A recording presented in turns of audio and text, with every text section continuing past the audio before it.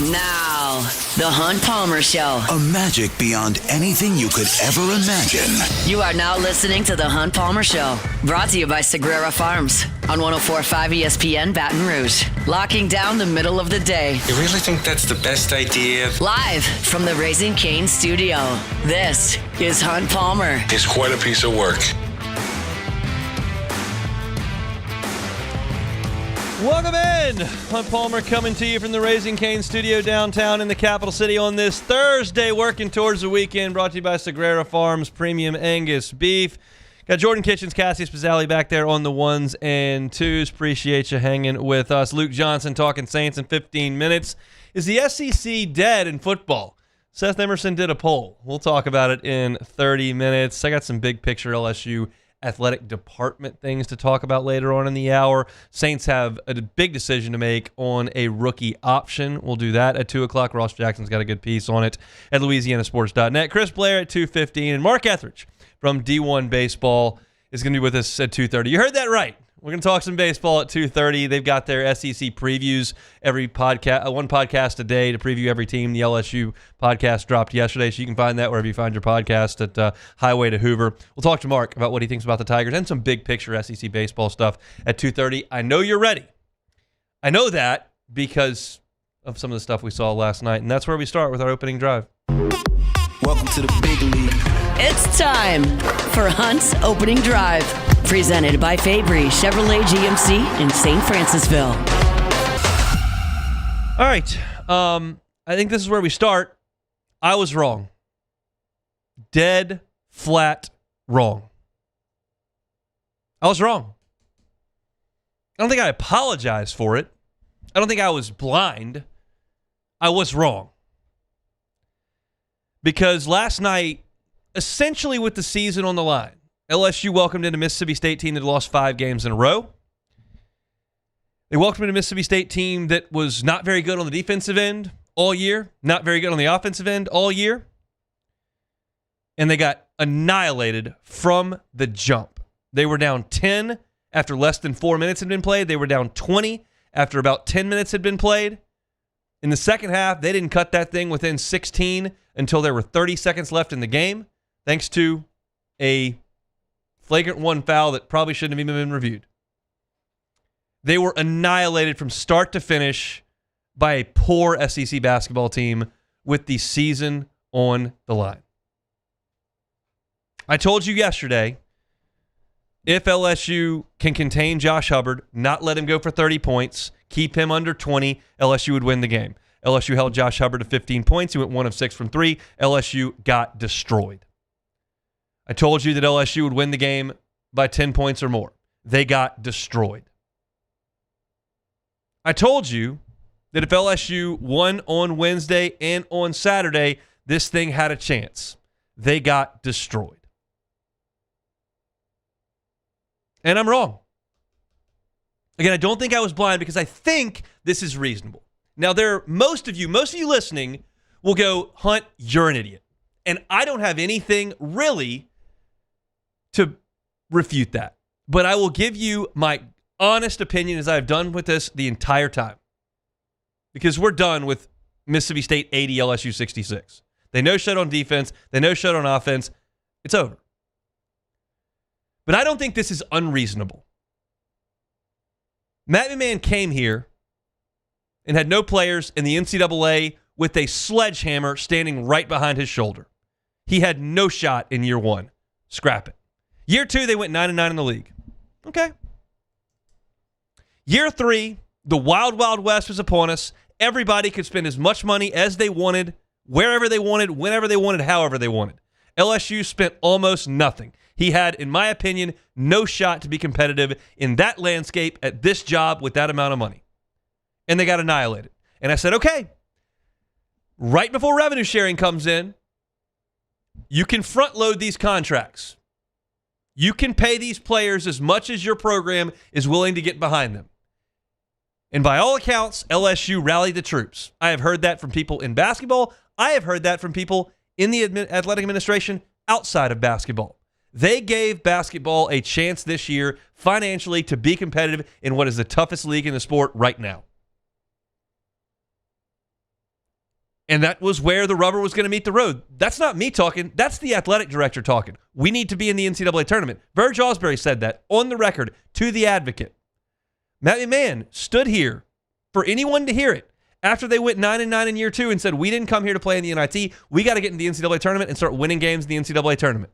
And LSU backed this roster financially. And I believe watching this team play, that team is functional enough to win some basketball games in the league.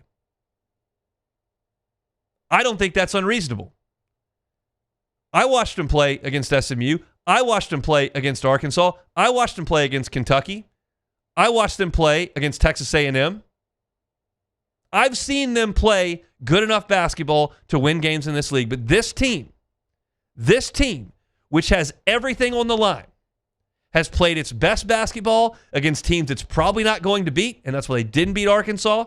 That's why they didn't beat Kentucky. That's why they didn't beat Texas A&M. And they have played their worst basketball against teams they should beat on their home floor. Awful basketball against South Carolina. South Carolina is terrible. Awful performance in Baton Rouge. Mississippi State is not any good, especially when Josh Hubbard plays poorly, which he did last night. And you, not only did you lose, you got annihilated. Everyone is aware of what was on the line for this program and this coach this season. The backing was adequate, and frankly put, the job has not been done. And I was wrong, but I don't think I was unreasonable. 99% of LSU fans will stand there and laugh in my face at that. And that's okay. Like, I'm not here to always be right, and I'm not here to cover any tracks. Everything I say is on the record. I either write it on the internet or I say it right here, and you can go back and listen to it wherever you want. But this is not about me. This is about the LSU basketball program. And the scene in the PMAC last night reminded me of the scene in Tiger Stadium when Texas A&M left town. Now, Texas A&M had a good team that you were not competitive with. Mississippi State has a not good team that you were not competitive with. But when you look in the state, in the arena, and you see an empty stadium that doesn't care, just a few boo birds kind of shower right before the half, but it's empty with 4 minutes to go. You see a fan base that does not care. That's loud. I will say this, and this is where the Texas A&M football comparison comes into town. I don't really get a lot of text messages about basketball. Doesn't happen a lot. Get a lot of text messages every weekend during baseball season. Get a lot of text messages about football. I don't get a lot of text messages about basketball. I got 15 last night. And you look at this team and where they sit in SEC play, it's obvious. The base, the support has left. And I don't find that to be something you can recoup. I looked across the teams in the Power 5 leagues. The ACC does not have a single team out of 18, not a single one, that is looking for its second league win. Everyone in the ACC has at least 2. The Big 12's got 16 teams. 3 of them have 1 or 0 wins. The Big East has 11 teams. All of them have at least 2 league wins. The Big 10 has 18 teams. 4 of them have 1 or 0 wins. And in the SEC, you're lumped into a group with Oklahoma right now. There are 81 teams in the power conferences, and there are 8 of them in LSU shoes right now. 81 teams, 8 of them have 1 or 0 league wins. This is a hard job. LSU basketball is a hard job. But if you get the support in this city, wins are expected. Gymnastics has the support. They win. Women's basketball has the support. They win. Those 2 teams vastly outdraw the men's basketball team in their own arena. Baseball gets support. They win. This past year wasn't good for football, but on the whole, football has won. Men's basketball has not. It's a hard job. But you were on a level playing field this year. You were not in year 1. You were not in year 3. And that's inarguable. You were not on a level playing field in those 2 years. So I don't hold those against Matt McMahon. This year, you have a real shot. And you look up and you're 1-7. Those are the facts. And at this point, you start looking to the light at the end of the tunnel. And that's disappointing. I'm going to watch every game from here on out. I will pull for them every game from here on out. But I'm simply not going to put my head in the sand and suggest something that's not true. And the fact of the matter is that you've played 2 of the worst teams in the league on your floor, and you've been non-competitive. And it's nice to play well and to play close against A&M and Arkansas and Kentucky and all that. But if you lose the game, it's a zero-sum game. I've talked about that for a week and a half now. You are what your record says you are, especially in a season as consequential as this one to the men's basketball program. This is untenable. I called last night a must-win. I'm not going back on that for 1 second. They had to win last night. They did not.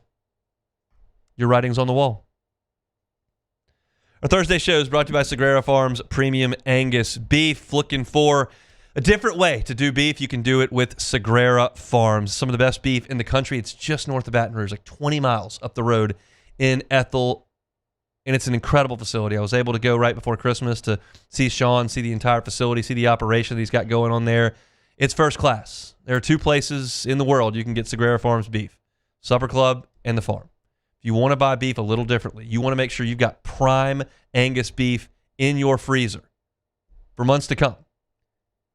You go to Sean and say, hey, let's get it done. Let's get a quarter of a cow. Let's get a half a cow. Let's get a whole cow. Go in with a group and purchase some. Divvy it out. It's great to have awesome, tender, flavorful ribeyes in the freezer, to have fillets, to have flank steaks. Great to have ground beef, to do burgers like we've done a bunch of times at the Palmer House. It's all prime, and it's all great. You check them out at Sagrera Farms. When we come back, we'll talk Saints with Luke Johnson next. The Hunt Palmer Show. The Hitter's House at Marucci, always open. They want you to swing on by, take some hacks in the cage. Baseball season's coming fast. Softball season's coming fast. You got a youth baseball player, softball player under your roof. Get them over to Marucci.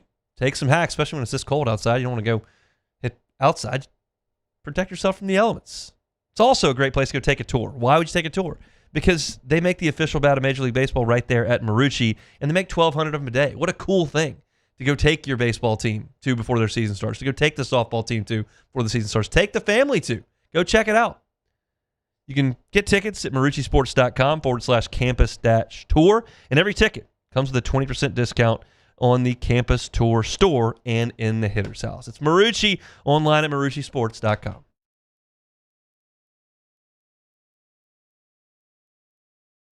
At Bayou Automotive, we believe in a sales process that puts you first. We want you to experience an easy purchase with clear pricing and great service. Let Bayou Ford and Bayou Chrysler Dodge Jeep Ram be your trusted partners in finding your perfect vehicle. The crew at Bayou Automotive is going to do right by you. My father, J.B. Falgu, had a vision of growth for First American Bank and the communities we serve.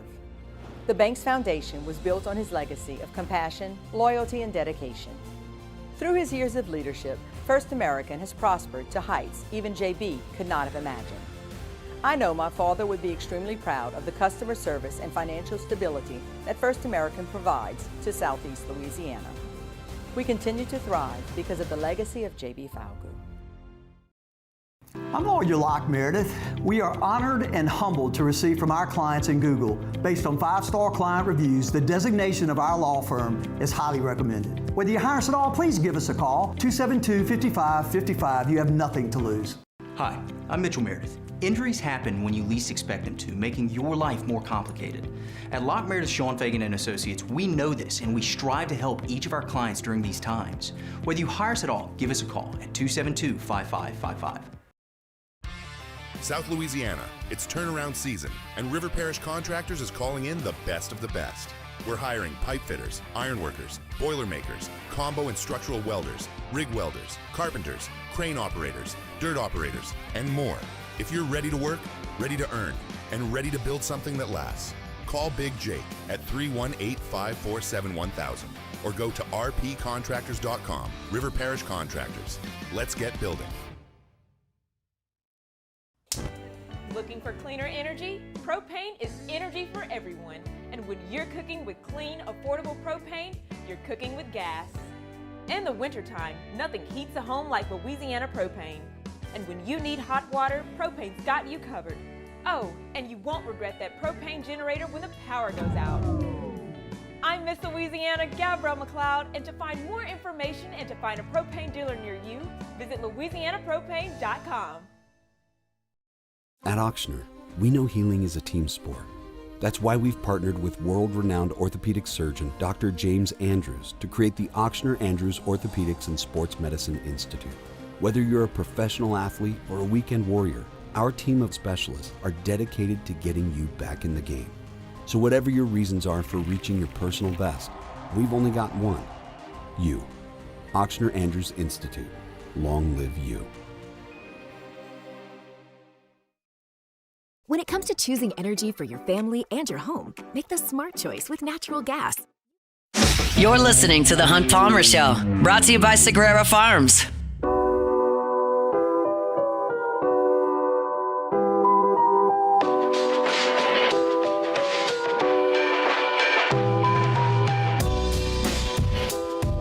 Let's transition over to football for a couple of segments here.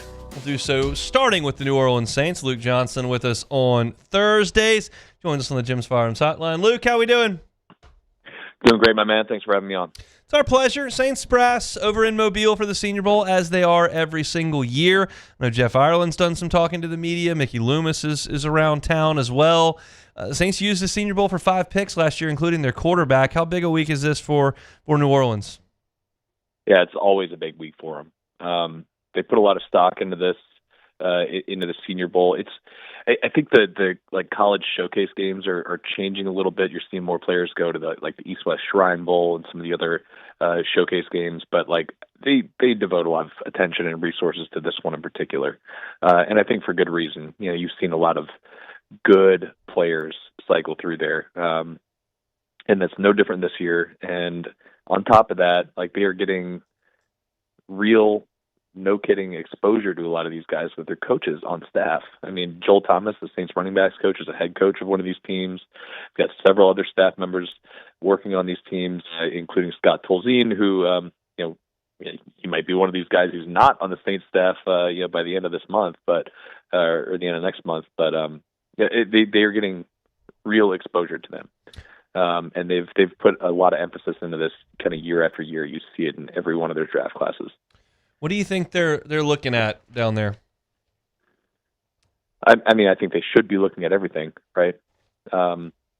Because as encouraging as this end of the season was for the Saints, I think you'd be kidding yourself if you said that they're set at any position on the roster. Yeah, you could say quarterback, right? Like, they're not going to draft a quarterback with their number 8 overall pick. I think we all expect that, right? But I think you got to keep your eyes open to everything, and that includes the skill position guys there. It includes obviously the interior offensive line. They need help there, but I think they could use some help on defense still. Like, as good as they played last year under Brandon Staley. This is still a unit that was in transition from Dennis Allen's personnel in a 4-3 defense, primarily man-based coverages, to Brandon Staley's 3-4 defense that plays a lot of zone. I think they're going to be casting a wide net there, and they don't know exactly how free agency is going to play out. They don't know if their own players are going to sign elsewhere. They don't know which players they're going to bring in, so they can't really just focus on any one position, if that makes sense. Let's talk about a guy that is on the roster right now, Demario Davis, who's made it clear he's going to play football next year, but has not made it clear that'll be in New Orleans. What do you make of those comments? Yeah, I found it interesting because it's a little bit different than what we've seen in the past out of Demario, who's been very consistent in saying that this is where he wants to be. I don't think that's changed necessarily, but I do wonder, and this is really just speculative. This is just me wondering. If the Saints are looking at how they've built this roster in past years, and and they're maybe prioritizing different things now. That's not to say they don't want him back. I mean, Mickey Loomis came out yesterday and said that they do want him back, but I do think that with DeMario and even Cam, they probably want him back at their price. And in past years, maybe we'd see him pay a little bit more than probably market rate to keep really popular guys in, really guys who've been really important to this organization for a long time. I'm not sure if they're going to continue to do that. And for DeMario Davis, I mean, he has taken probably well below what he's been worth for the last 6-7 years. Like he came in and signed like a 3-year, $24 million deal in 2018, and like immediately was way better than that. And he has basically not gotten a raise that entire time. So if the Saints are coming in and saying like we're going to once again pay you below that, maybe he's like, well, maybe I'll find a contender that's willing to pay me more than that for a year. I don't think it's a money thing for him, but I do think that like all of the other things that go along with it, with the Saints' status of trying to rediscover being a contending team, with the money being a part of it, I think that's making him open to the idea of doing it somewhere else. So if he's not back, and you look at Werner, and you look at Stutzman, you look at Stallbird, and whatever they've got, behind that, like how do you feel about the Saints at linebacker? Should Samario Davis sign elsewhere? I mean, I don't feel as good about it. Like I think DeMario still played at a very high level, even if he's not the same type of dominant player that he was 5 years ago. He's not as good in coverage or in space as he used to be, where he was awesome. I still think he's a very good player, and I think that you're losing something beyond just like what he brings as like a physical presence on the field. Like you're losing somebody who's like a supercomputer out there and really gets other guys in the right spot. And you're also losing something in the locker room. So like there's stuff you lose, but as far as like from a pure playing perspective, like I'm ready to see more of Danny Stutzman. Like I think he looked really good. If it were me, I would probably want my two to be DeMario and Stutzman, and see if you can listen to some stuff on Pete Werner. But they might feel differently about that, and they might want two younger guys there. So I don't know. I think they feel they look pretty good there now, but I think you could be removing something that's hard to quantify in DeMario Davis. Whenever I listen to talks about free agent contracts, sometimes players want security years-wise. Sometimes it's about the value of the contract annually. When you look at DeMario Davis, do you feel like he's just wanting to make as much as he can this year? Do you think he wants a multi-year deal?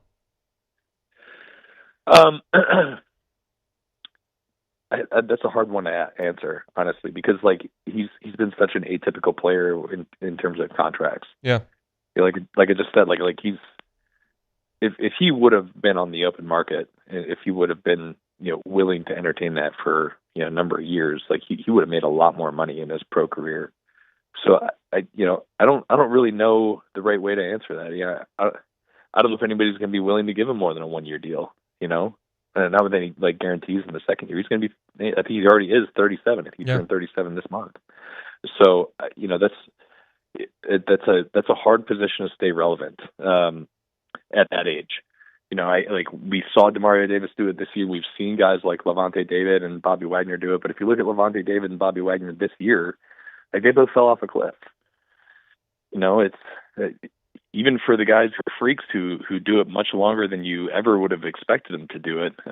It's hard to maintain that. So 2 years would be kind of hard to imagine. But like maybe that's what he's looking for. Maybe the Saints are like, hey, we'll pay you $6 million to come back, and he's like, well, I'm worth at least 11, 12. I just like I think there's a lot of different ways that you could look at this. He's just a really interesting player because of the way he's handled these contracts in the past. It's a fascinating deal. On the other side of things, you've got a rookie option the Saints have until May to deal with Bryan Bresee. I wanted to get your thoughts on that. I'm going to talk about it coming up in about 30 minutes. But what are your thoughts on the prospects of Bryan Bresee's deal and whether or not they extend the 2023 first-round pick? Yeah, I would expect that to be I would expect it to be they don't pick up the option and they do re-sign him. I think he's a good player. I think he played a lot better this year as a complete player, even though his numbers weren't as good as they had been in previous years. His sack numbers are way down in this defense. But I think for the first time in his career, he was at least an average run defender, which he was well below average for the first 2 years of his career. But the fifth-year option on that deal would probably be much more than they would be paying him in a renegotiated extension. So it's kind of, they've done this in the past. They declined the option on Cesar Ruiz and ended up signing him to an extension that same year. Yep. They declined the option on Mark Ingram and ended up signing him to an extension the same year. I don't think this is like a Trevor Penning situation where even that one, they were declining the option on a tackle salary because they were planning on playing him at guard. That made sense. But even then, you'd be like, well, he hadn't produced in his first couple of years, so this is really like a put up or shut up year for him. I think Brzee has produced and he has improved, so I would expect him to have a future with the organization. I just don't expect him to be on that fifth-year option. Luke, we appreciate a little bit of time. We'll be thinking about the whole Johnson clan, and we'll talk to you when we talk to you, man. Yeah, sounds good, buddy. I appreciate you.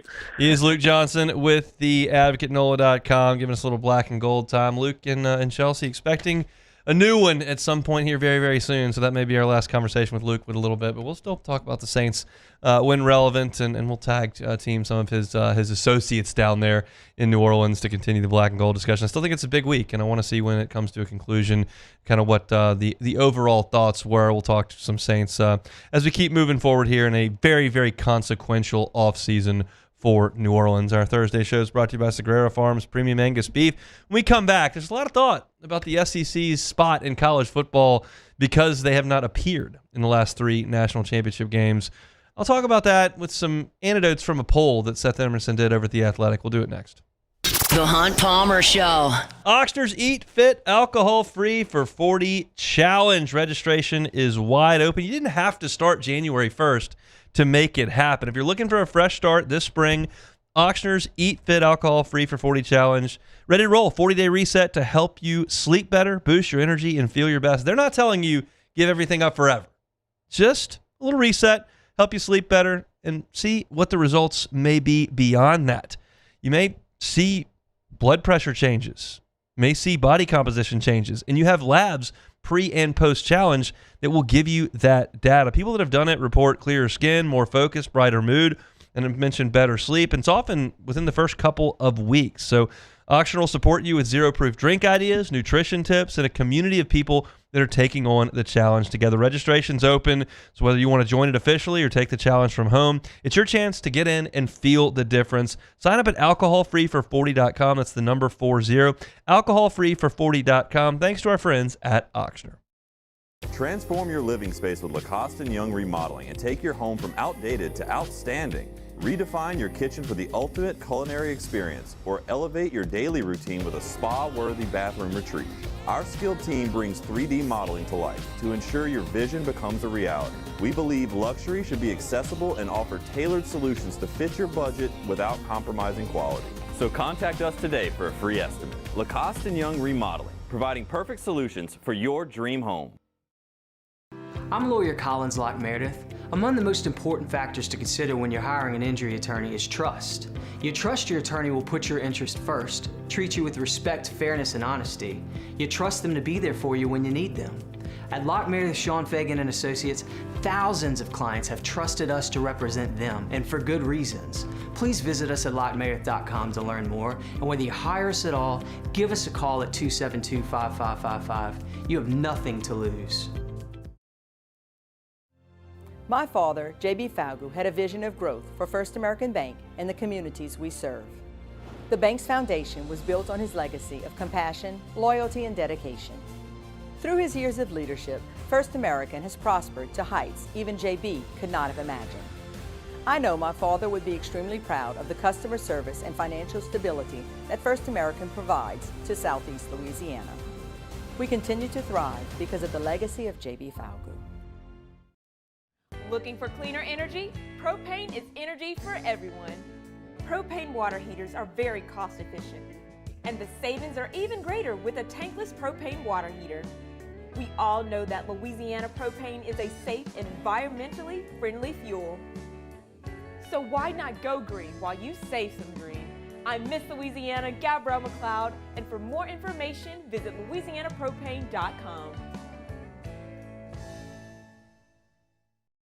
Today, we are shaping tomorrow. We are researching how extreme stress impacts the immune system, from trauma victims to athletes and even astronauts.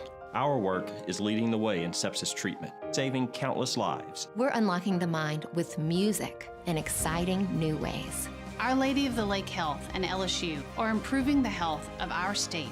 That's the impact of champions. Imagine the impact we'll have on the future. Together, we roar. At Bayou Automotive, we believe in a sales process that puts you first. We want you to experience an easy purchase with clear pricing and great service. Let Bayou Ford and Bayou Chrysler Dodge Jeep Ram be your trusted partners in finding your perfect vehicle. The crew at Bayou Automotive is going to do right by you. These ice cubes could have been a thankless bed for an all-you-can-eat salad bar. But instead, they cradle and cool. You're listening to The Hunt Palmer Show, brought to you by Sagrera Farms.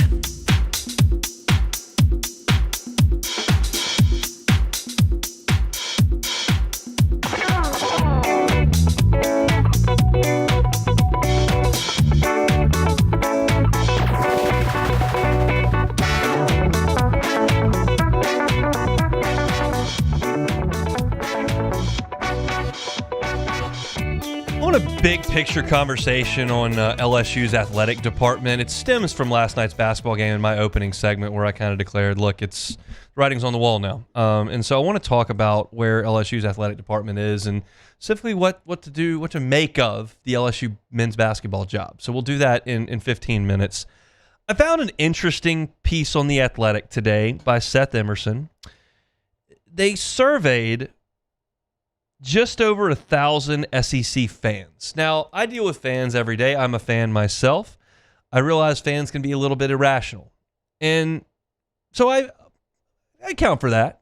Fans have blind confidence. You won't find a single LSU fan on August the 20th who thinks that LSU is in trouble next year. Just like you didn't find any LSU fans August 20th this past year thought LSU football was in trouble and they face planted.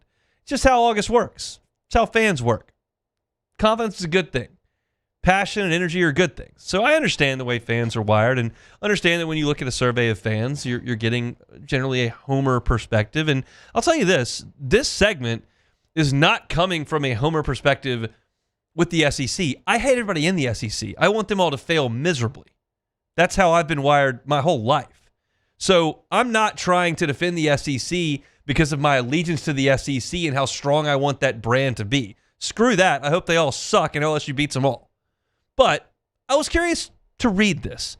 And the point of the survey was to talk about whether or not the SEC's grip on college football was gone or whether the SEC's day was over, the SEC had slipped, and they had various questions that they asked throughout. Are you worried about the state of the conference was one of the questions they asked. And if you're a non-SEC fan, how worried should the SEC be? The next question was, what's the biggest reason the SEC has missed the last 3 title games?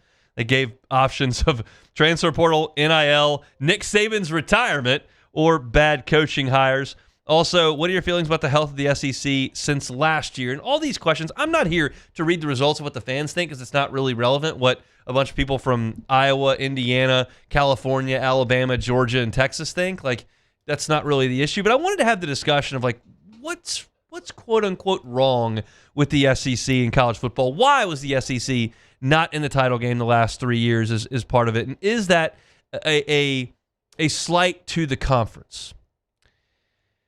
We all know that the SEC went on a run starting with Florida in 2006 that was legendary. Florida won in 2006, LSU won in 2007, Bama won in 2008, or Florida won in 2008, Bama won in 2009 and 10. You had Bama in 2011.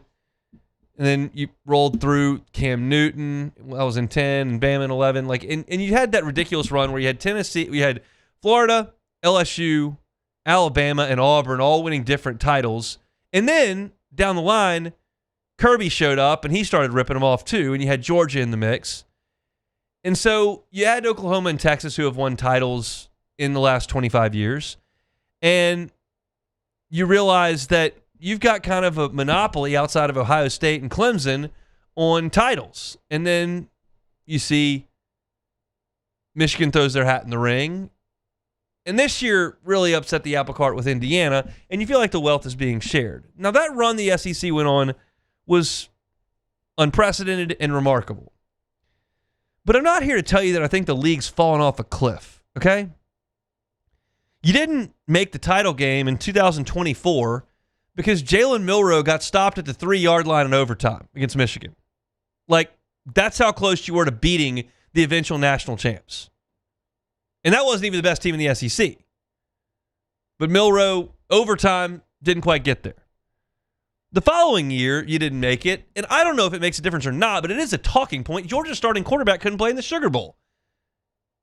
Carson Beck went out, and they had to go to Gunnar Stockton, who hadn't played that much. And, that's a big deal. To lose your starting quarterback in the playoffs is a big deal. And then this past year, Ole Miss eliminated Georgia at the gun in front of my own 2 eyes in the Sugar Bowl. And then Ole Miss went out to Phoenix and lost to Miami at the gun. And I thought Miami played Indiana pretty tight. Now, Indiana was the best team, but the SEC, it wasn't like they're non-competitive on the biggest stage. They're losing at the gun in all these games. Or their starting quarterback goes out. Georgia held Notre Dame to 23 points in that Sugar Bowl, but they didn't score any. Scored 10.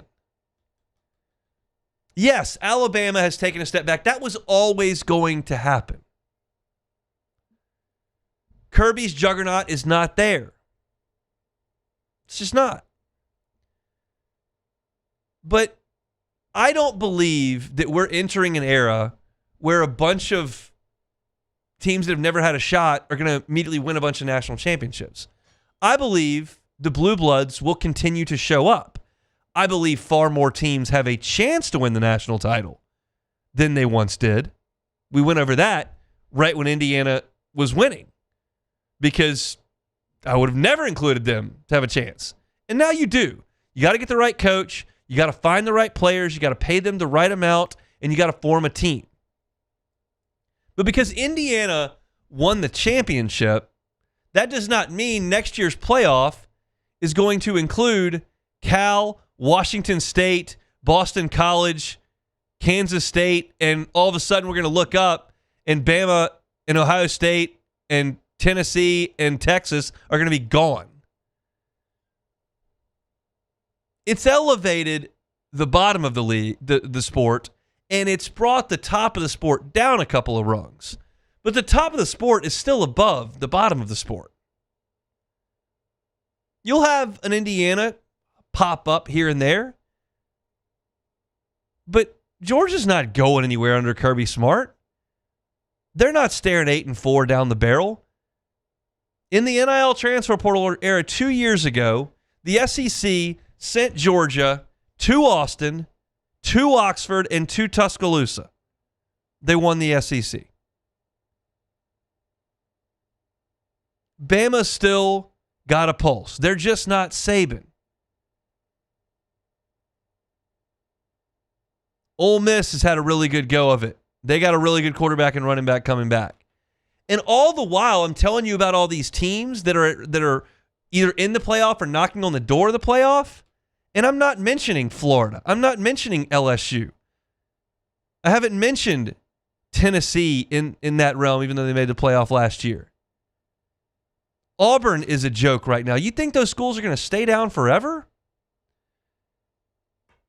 If you want to suggest that the SEC has taken a step back from the Saban-Kirby dominance and the Joe Burrow / 2011 SEC teams, okay. If you want to say the SEC has fallen way behind the Big Ten, I'm going to fight you on that. I think they're on a level playing field. But if I'm going to take rung for rung in those conferences, and I'm going to look at the top rung with Ohio State, Michigan, Penn State, and I'll throw Indiana right there. I'll put those teams up against Alabama, Georgia, Texas, A&M. I'll do that. And if you want to go to the next rung of the Big Ten and you want to start talking about Iowa, you want to start talking about Wisconsin, you want to start talking about those teams, well, I'm going to take the upside and the potential and the ability of LSU and Auburn and Ole Miss and Tennessee. I'm going to take that. Oklahoma. That's still going to be more powerful year over year. What I'm doing here is not singling out individual programs. I'm talking about the collective of the SEC. And if you look at its whole, it's going to have championship contenders every year. The portal, I think it's less about everybody's paying players now, so the SEC, which was cheating, is cooked. I think your ability to stack 4- and 5-star players every single year and keep them for 4 years is gone. And I also think there are individual good players at smaller schools, at Louisiana Lafayette and James Madison and Texas State and wherever, Oklahoma State or whatever, and they can individually go to Indiana or individually go to Missouri or individually go to Arizona State or Texas Tech, and that helps you build that roster with 22-year-olds. It's more about parity as opposed to free fall. And I think as I looked at the survey that kind of listed out these things, it indicates that most people think that the SEC has lost a grip on college football. I guess that depends on what you mean a grip. But if you think in the next 10 years, the SEC is not going to win 4, 5, 6 national championships, I would bet you on that. I know they haven't played in the last 3. They've been close. I just don't think you're going to see a Big Ten run quite like the SEC. It's going to take Michigan and Ohio State really whipping it into gear over the next 4 years. It could happen. I'm not ruling out the SEC's teams. I'm not ruling out Lane Kiffin in Baton Rouge. I'm not ruling out Mike Elko in College Station. I'm not ruling out Sark in Austin. Certainly not ruling out Kirby. I'm not going to rule out Kalen DeBoer, even though I don't feel super awesome about it. And I think you're going to see the SEC swim just fine. It's a fascinating time in college football. But to say that the Big Ten's going to run off 4 of the next 5, 5 of the next 6, I'll bet you on that. I don't know that's going to happen. Thursday show is brought to you by Sagrera Farms Premium Angus Beef. Let's talk about Swing Easy Golf Club here in Baton Rouge. SwingEasyGCBR.com. SwingEasyGCBR.com. Can be a little chilly this weekend. Want to play some golf? You can. Indoors, Swing Easy on the simulator. Awesome place to hang out. Get you a bucket of beers, crank the tunes up, watch some TV, and play some of the best golf courses in the world on the simulator. St. Andrews, right there. Troon, right there. Carnoustie, right there. You want to play some of those British Open courses? You hit the drives. You hit the iron shots. There's chips, putting. It's a lot of fun. You can compete against your friends or just see what your best score can be. And the best part, you don't have to play 5.5 hours for 18 holes like it can be sometimes on a course around town. You can play 18 holes in an hour and a half. Get it done. Never have to look for balls or drive your cart to the next one. You just put the ball down and play away. It's a great place to play, to work on your game, to enjoy some fun with friends. Got some family in town? You can do that as well. They're on Perkins, or in Segan at Perkins. SwingEasyGCBR.com. SwingEasyGCBR.com. All right, when we come back, big picture, LSU Athletic Department next. The Hunt Palmer Show. One Bath and Closets, onebathandclosets.com is the website. David Duvall and his team, 30 years redesigning and remodeling bathrooms and closets, tub-to-shower conversions. That's the bread and butter over there at One Bath and Closets. If you've got a big tub that you don't use, or it doesn't work, or you just like more room in the shower, they can do it. Take out that tub. It's using a lot of space in your bathroom. Put that gorgeous glass walk-in shower. If you're saying, well, I already have a shower, but I would like to do that tub-to-shower conversion. What do I do with 2 showers? We'll take that shower out and make it a linen closet. All the time, David Vaughn and his team do work like that. If you're thinking, I don't know if I want to pay for that, they've got financing options available, and they can make it happen for you. 18 months at 0%, same as cash if you qualify. Get that free consultation today at onebathandclosets.com, onebathandclosets.com. These are the luckiest ice cubes in the world. They could have been a thankless bed for an all-you-can-eat salad bar. But instead, they've been called upon to cradle and cool a crisp, refreshing Dos Equis. Looks like the lucky just got luckier. Dos Equis. At Bayou Automotive, we believe in a sales process that puts you first. We want you to experience an easy purchase with clear pricing and great service. Let Bayou Ford and Bayou Chrysler Dodge Jeep Ram be your trusted partners in finding your perfect vehicle. The crew at Bayou Automotive is going to do right by you. Transform your living space with Lacoste & Young Remodeling and take your home from outdated to outstanding. Redefine your kitchen for the ultimate culinary experience, or elevate your daily routine with a spa-worthy bathroom retreat. Our skilled team brings 3D modeling to life to ensure your vision becomes a reality. We believe luxury should be accessible and offer tailored solutions to fit your budget without compromising quality. So contact us today for a free estimate. Lacoste & Young Remodeling, providing perfect solutions for your dream home. I'm Lawyer Locke Meredith. If you're battling an insurance company because of a wreck not your fault and they're not calling you back or being fair, whether you hire us at all, give us a call, 272-5555, or email Locke Meredith, Sean Fagan and Associates. You have nothing to lose.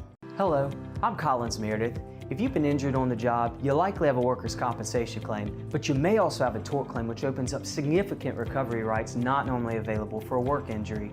If this is you, call us or come see us at Locke Meredith, Sean Fagan and Associates. After a decade of working in private duty nursing, I know how hard it can be to find compassionate care for the ones that you love the most. So I started Decision Critical, a premier concierge nursing agency, so we can take care of you wherever you are. Our highly skilled nurses provide exceptional care from the comfort of your own home, with personalized packages for short-term, long-term, or even around-the-clock care. Visit us at decisioncriticalbr.com and give us a call today to get started.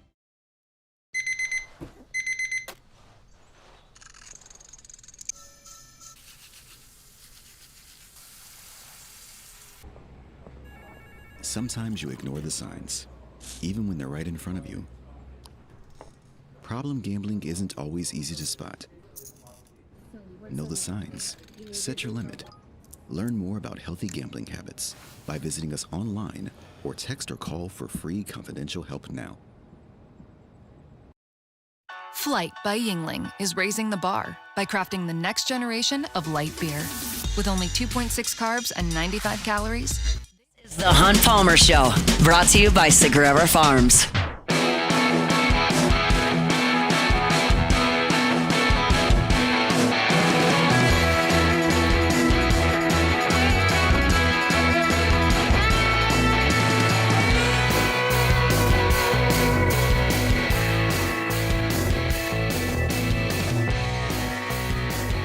Thursday show is brought to you by Sagrera Farms Premium Angus Beef.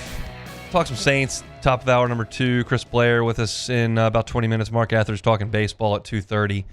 I want to talk some big picture LSU athletic department here, and it's discussing what you want to decide as new athletic director Vert Osbury and how you want to run this program, because this is going to be one of the biggest items on athletic directors' plates moving forward across the country. And I think it's relevant at LSU when you look at men's basketball. I think y'all are aware that there are just north of $20 million available in revenue sharing for this scholastic year. And that number gradually increases over time, but let's just talk about this year at $20.1 million. And these numbers I'm going to give you are not concrete, but they're close. They're close enough where I feel very comfortable having the discussion. But you got about $20 million to spend in revenue sharing, meaning what you take in as an athletic department and you immediately distribute back to the players. Football takes 75% of that. It's right about $16 million.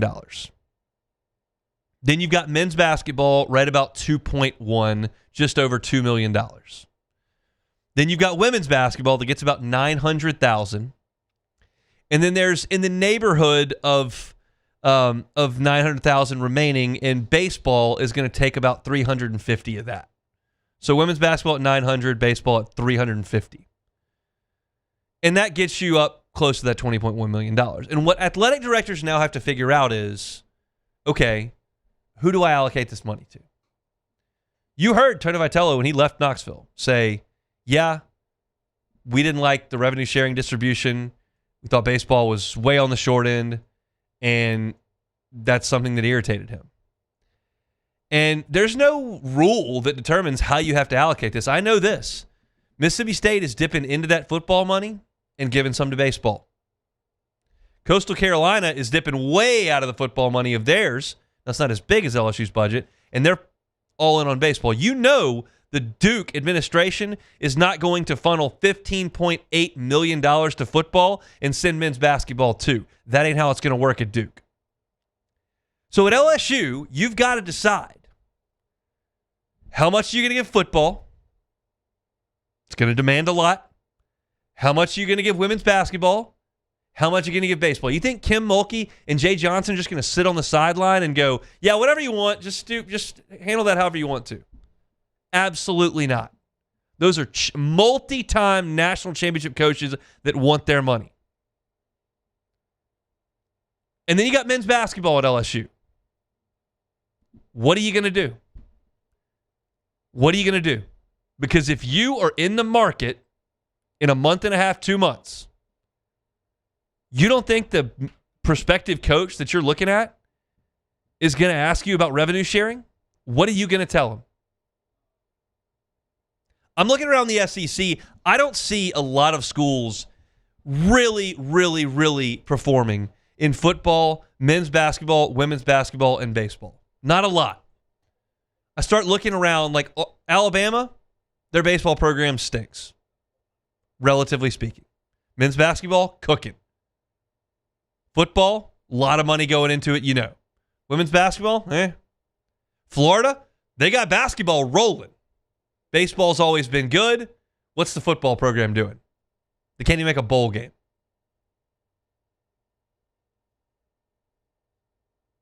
You look at Arkansas.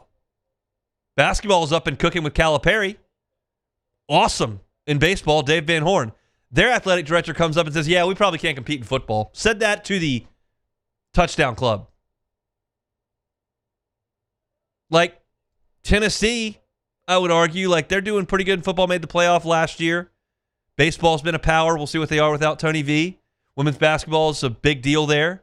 Men's basketball's been good under Rick Barnes. Like, it's not impossible to get it done, but like, what do you want to be? How do you want to allocate the funds? And I could go to 5 different LSU fans out in the parking lot in 2 weeks and ask them to draw a pie chart out of how you would do that, and they would all look different. And the question is, what is Verge Osbury going to prioritize? This is the athletic director's salary cap. What do you want to spend money on? And I think it puts men's basketball here at LSU in a weird spot.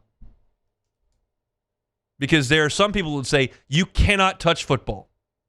There are some people who would say, give the money to women's basketball, at least they win. There are some that would say, are you kidding me? This is the preeminent baseball program. Dump money into that. And there are some people that would say, hey, men's basketball is the second biggest revenue sport in collegiate athletics. Spend money on that to make more money. And there are some people that would say, who gives a rip about men's basketball? We stink. There are some people that say, I've never watched a women's basketball game in my life. There are some people that say, no one cares about baseball except LSU fans. Spending a bunch of money on that is stupid. There is no right and wrong here. It's just an interesting discussion. And I believe that LSU's passion towards men's basketball, since I've been in Baton Rouge in 2006, has been dwarfed 2 different times by women's basketball, most of the time by baseball, and certainly all the time by football, which is a different beast, because football's got to fund the whole thing. Football craters, you got no shot. But this is the interesting situation at LSU. Every athletic department is a little bit different. And if you get into the market for a men's basketball coach, this is going to be line item one or two in his questioning of Verge Osbury, and there has to be an answer. Because if you want to go get a proven basketball coach, well, he's not coming if you tell him, yeah, Kim Mulkey wants this and Jay Johnson wants this, and you know Lane Kiffin's getting this, so here's what I can give you. That dog won't hunt. It's a hard spot to be in. You don't want to lose Kim Mulkey. You don't want to lose Jay Johnson. You want to fund Lane Kiffin stuff. You got to rob Peter to pay Paul somewhere. It's a very difficult position for Verge Osbury to be in. I've got my thoughts on it. You've got your thoughts on it. Those don't matter. It's Verge's deal. So we'll see. It's a fascinating spot for LSU athletics to be in. We'll pause for national headlines at SportsCenter. We'll come back. One more hour to go on this Thursday edition of Palmer Show. The Hunt Palmer Show. Lifetime Roofing, lifetimeroofingla.com is the website. Are you looking for a job? Lifetime Roofing can help you with a job. They're one of the only legitimate W-2 roofing companies in the entire state of Louisiana. Not the only one. One of the only ones. They give benefits. They've got a 401k. If you want a job, you want benefits, you want some stability, Lifetime Roofing can absolutely help. This is another way they help the community. Certainly, they're helping out the community in times of need when there are disasters like we had last week, when there is an inevitable hurricane. And they're helping with their services in terms of roofing. But they also help the community they care so much about because they're from here in terms of hiring folks, keeping them here, giving them benefits, giving them quality pay, a 401k. That's what you can get at Lifetime Roofing. Check them out online at lifetimeroofingla.com and work for them. lifetimeroofingla.com. At Bayou Automotive, we believe in a sales process that puts you first. We want you to experience an easy purchase with clear pricing and great service. Let Bayou Ford and Bayou Chrysler Dodge Jeep Ram be your trusted partners in finding your perfect vehicle. The crew at Bayou Automotive is going to do right by you. Hi, I'm Mitchell Meredith with Locke Meredith, Sean Fagan & Associates. We take great pride in educating our clients about their rights. Whether you're injured at work or while you drive, call our office at 272-5555. Knowledge is power, and you should know your rights after an injury. Hi, I'm Sean Fagan of Locke Meredith, Sean Fagan & Associates. When insurance companies have been unfair, we've never been afraid to go to trial. Fighting hard to protect your rights, we never settle a case out of convenience. We only settle when it's right for you. Whether you hire us at all, give us a call.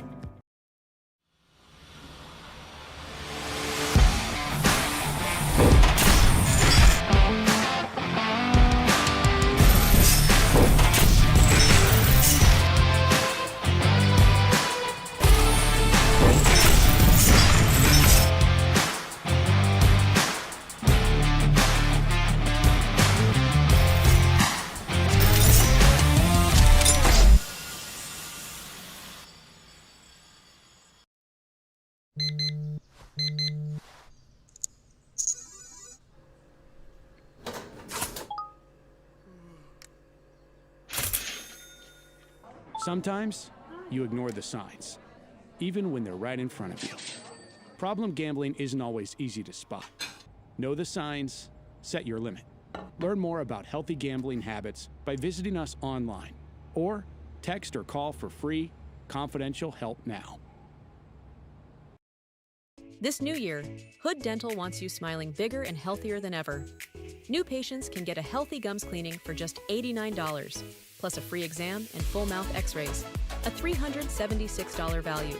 With over 3,000 5-star Google reviews, 5 local locations, and easy online scheduling with same-day care, Hood Dental makes it simple to get started. And for January only, save 15% up to $150 on restorative treatment. Schedule today at hooddentalcare.com.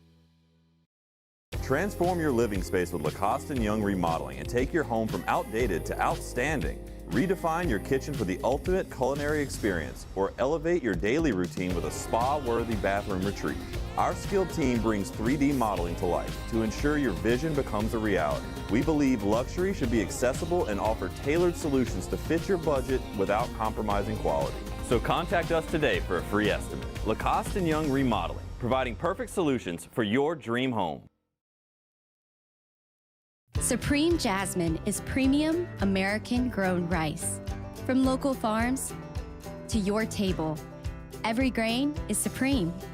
Pick up a bag of Jasmine or any other of our Supreme American rice.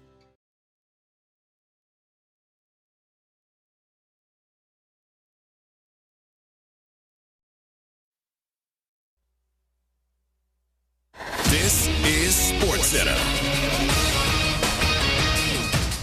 I'm Christine Lisi. A pair of new NFL head coaches introduced today, Joe Brady in Buffalo and Jesse Minter in Baltimore. Both talked about their visions moving ahead, which of course includes 2 league MVPs. Brady discussed maximizing quarterback Josh Allen's potential with the Bills, building a bond with QB Lamar Jackson, one of the first items of business for Minter. We've had wonderful conversations, look forward to many, many more.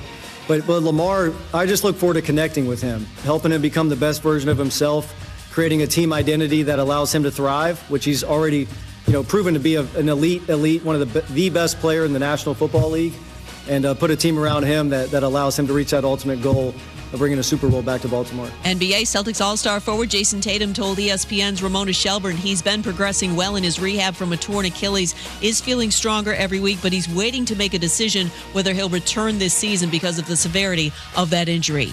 U.S. women's national team great Crystal Dunn announcing her retirement from soccer at the age of 33. She wants to spend more time with her husband and her 3-year-old son. Hey, it's Evan Cohen coming up Friday. Now that we know who will coach Cam Ward, Jackson Dart, and Shedeur Sanders, I'll tell you which QB is primed for a huge second season. It's Unsportsmanlike, 6 a.m. Eastern, right here on ESPN Radio, ESPN2, and ESPNU. Now, the Hunt Palmer Show. A magic beyond anything you could ever imagine. You are now listening to the Hunt Palmer Show, brought to you by Sagrera Farms on 104.5 ESPN Baton Rouge. Locking down the middle of the day. You really think that's the best idea? Live from the Raising Cane studio, this is Hunt Palmer. He's quite a piece of work.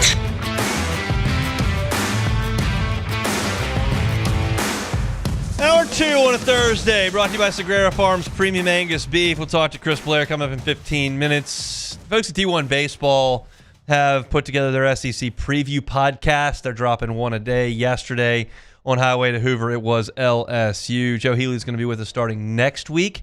So this week, we got his partner in crime, Mark Etheridge, to join us. He will in 30 minutes.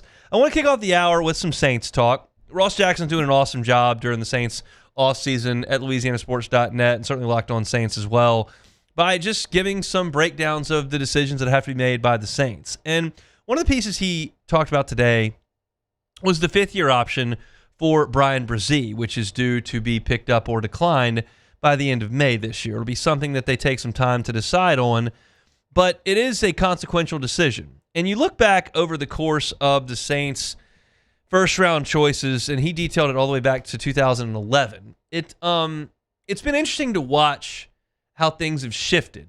Some of it is based on level of play, and some of it is based on expense.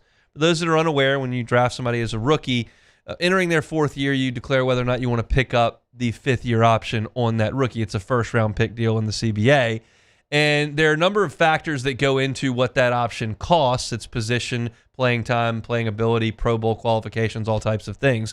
But the Saints, generally speaking, picked up a lot of options early on. You go back to the 2011 draft, they picked up Cam Jordan's option. Pretty good decision, I would suggest. In 2013, Kenny Vaccaro was eligible, and they picked his option up. They traded Brandon Cooks, so never had the opportunity to get there, but Andrews Pete's option was exercised. So was Sheldon Rankins. Sheldon Rankins flashed every once in a while, but certainly wasn't a consistent player, and they still decided, yeah, we're going to keep him around. 2017, this was probably pretty quick. They decided to pick up the options on Marshawn Lattimore and Ryan Ramczyk. I think those worked out. Pretty good players. They even picked up the option on Marcus Davenport. To tell you how often they were doing this, they had extended everyone, picked up the option, I shouldn't say extended, picked up the option on everyone except Brandon Cooks, who they traded.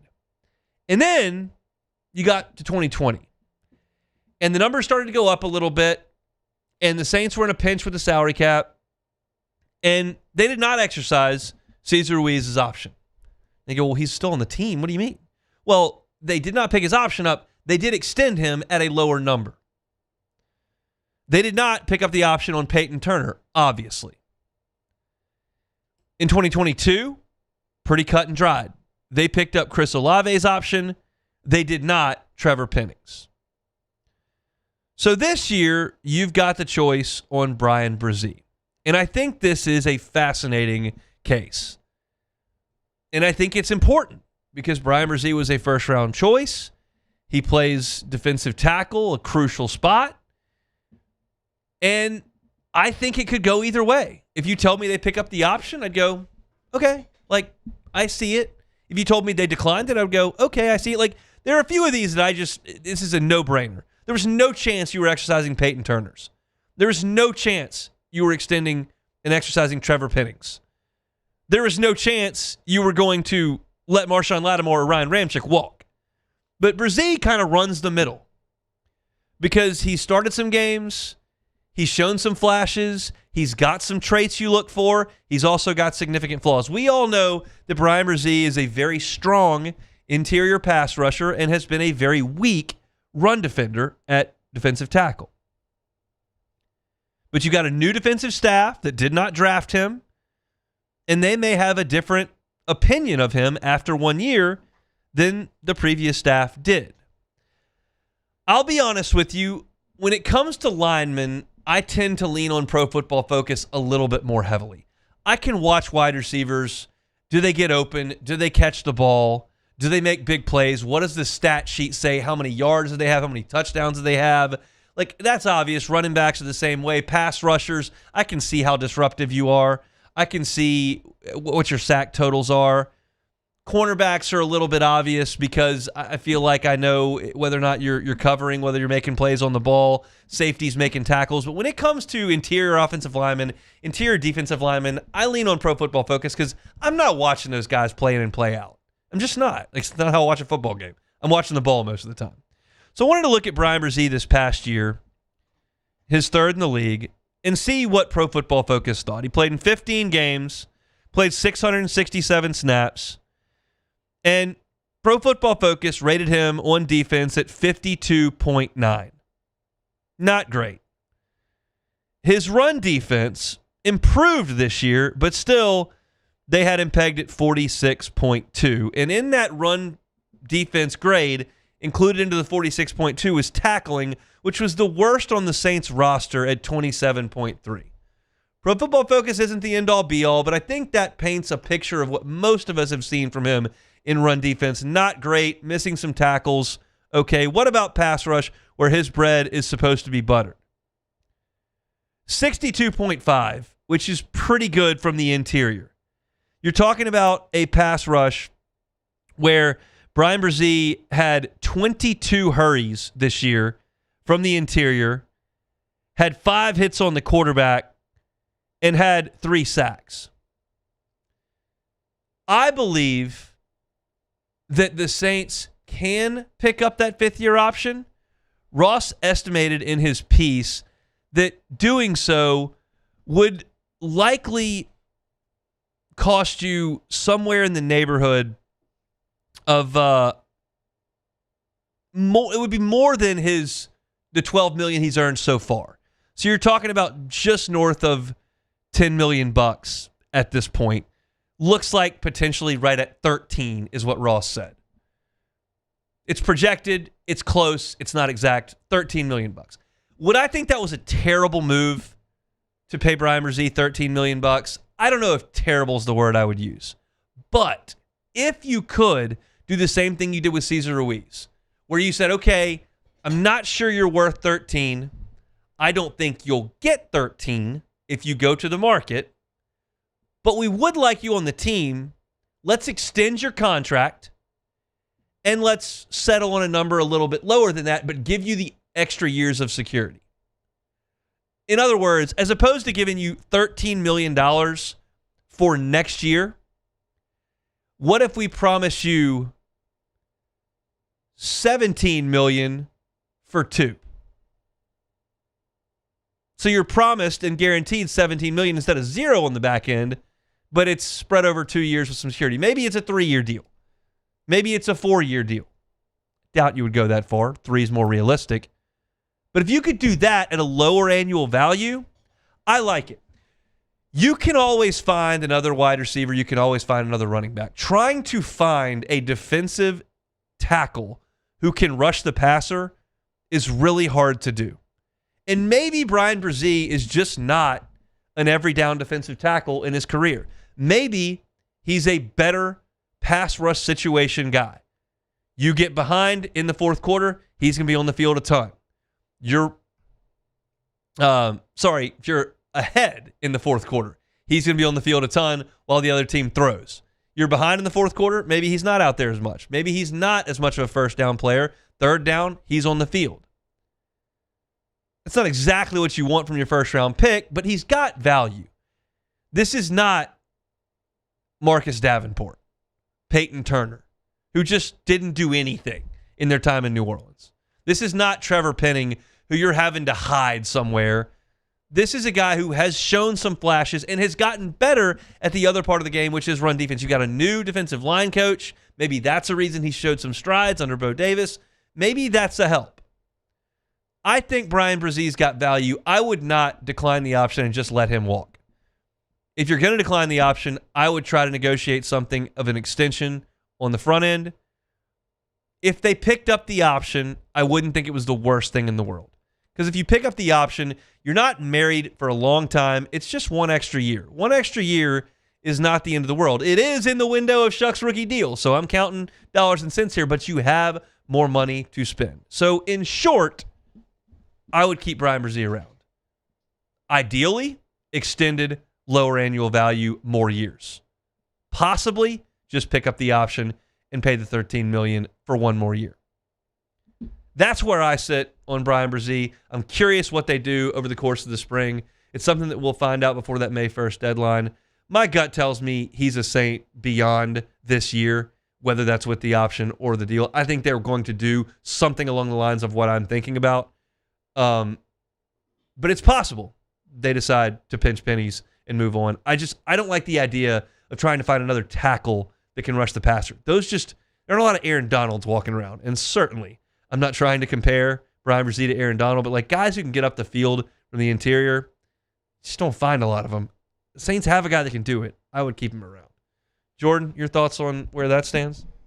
Easily keep him around. We're not going to act like Brzez is, like you said, Aaron Donald or Jalen Carter, but he's still a serviceable interior lineman. Also, is a very weird skill set, to say the least. And I'm kind of suffering from a little bit of PTSD of, having a guy in a contract year, a.k.a. Trey Hendrickson, in a contract year, and you just let him walk and, give Davenport the extension. So I don't want to be put in a situation where it's like, yeah, this guy, he's only balling out because of a contract year, and then another team pays him and he just takes off. So I think you should definitely keep him around. Obviously, don't give him top dollar like one of these top guys, but, definitely he has a place in this league and a place on this team for sure.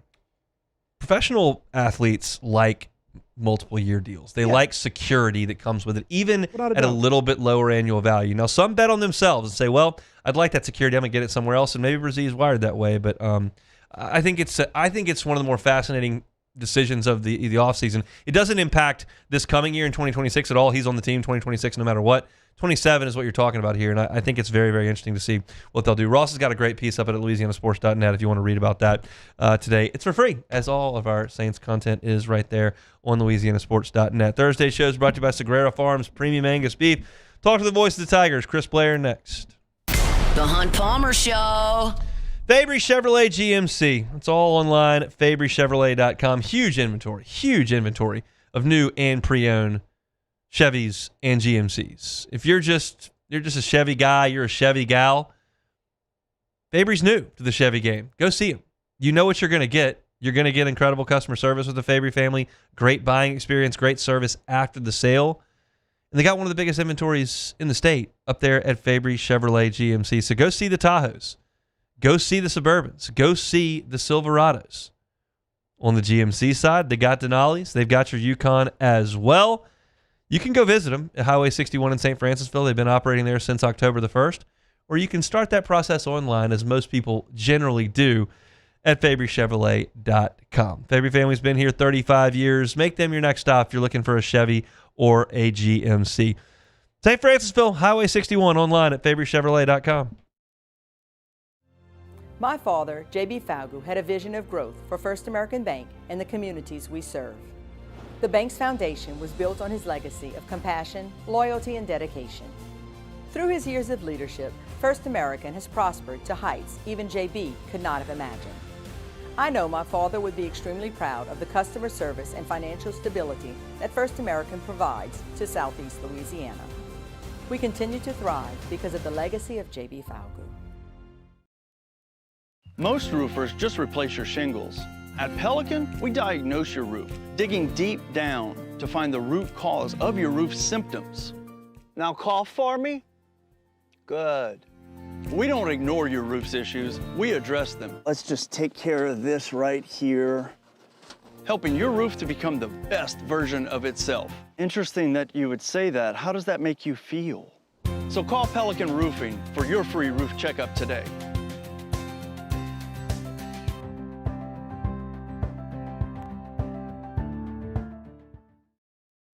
Lock Meredith, Sean Fagan and Associates has won for our clients over $175 million over the decades, but our greatest success is our clients who have chosen and trusted us to help them. Whether you hire us at all, give us a call. You've got nothing to lose. Hi, I'm Sean Fagan. If you get injured, you could be staring at medical bills, repair costs, and lost income. Life can be turned upside down. At Lock Meredith, Sean Fagan and Associates, we'll work to turn your world right side up. Hire us, and like thousands of our clients, you'll be glad you did. I'm Gabrielle McLeod on behalf of the Louisiana Propane Dealers. I have spent hundreds of hours preparing for scholarship competitions. That preparation paid off when I won the Fitness and Talent Awards along with the title of Miss Louisiana. The Louisiana Propane Dealers are also pretty talented and want you to be prepared for when the power goes out. Visit LouisianaPropane.com to find out about propane generators and other safety tips. Louisiana Propane, it truly is the fuel for our future. These are the luckiest ice cubes in the world. They could have been a thankless bed for an all-you-can-eat salad bar, but instead, they've been called upon to cradle and cool a crisp, refreshing Dos Equis. Looks like the lucky just got luckier. Dos Equis. We typically think of stress as being bad for us. At Our Lady of the Lake and LSU, we are researching how certain types of stress, such as exercise, can be good for our immune health. By studying people under extreme stress, such as athletes, astronauts, service members, and first responders. This is the Hunt Palmer Show, brought to you by Sagrera Farms.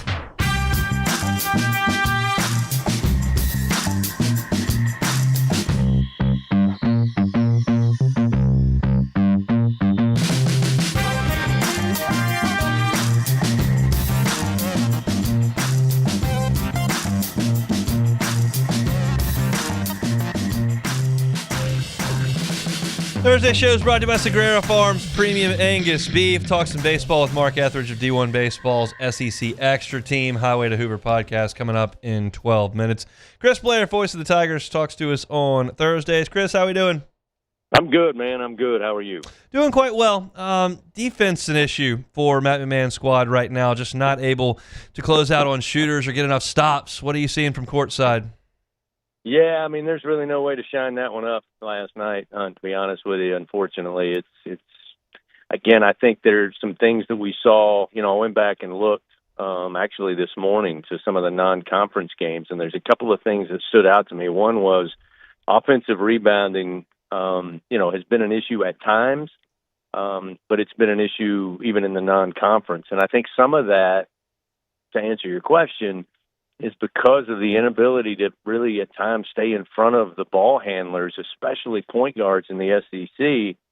They're constantly able to dribble drive at will, and then suddenly all heck breaks loose in the paint. Everybody's in bad rotations, and then, when the shot goes up, you saw last night, the first possession of the game, Mississippi State, I think, had 3 offensive rebounds in their first possession.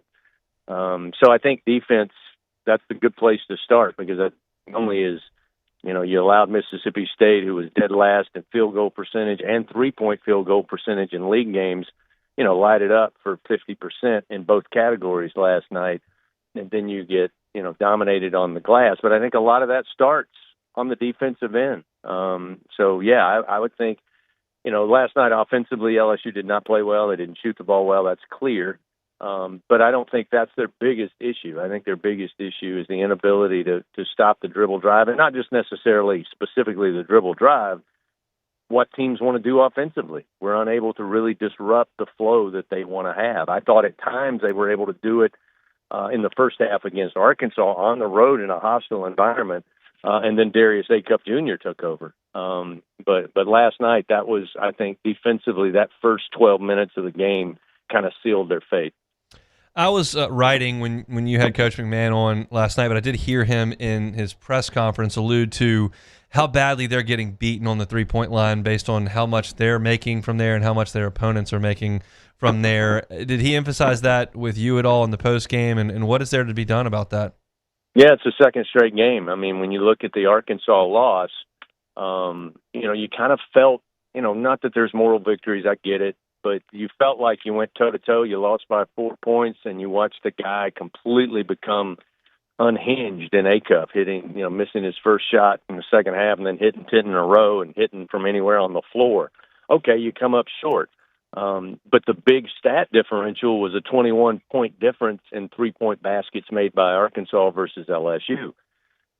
You hope that's an anomaly. But then you come in, as I said earlier, against the Mississippi State team that, again, LSU is not a sharpshooting three-pointer team. And nobody's ever tried to convince anybody they are.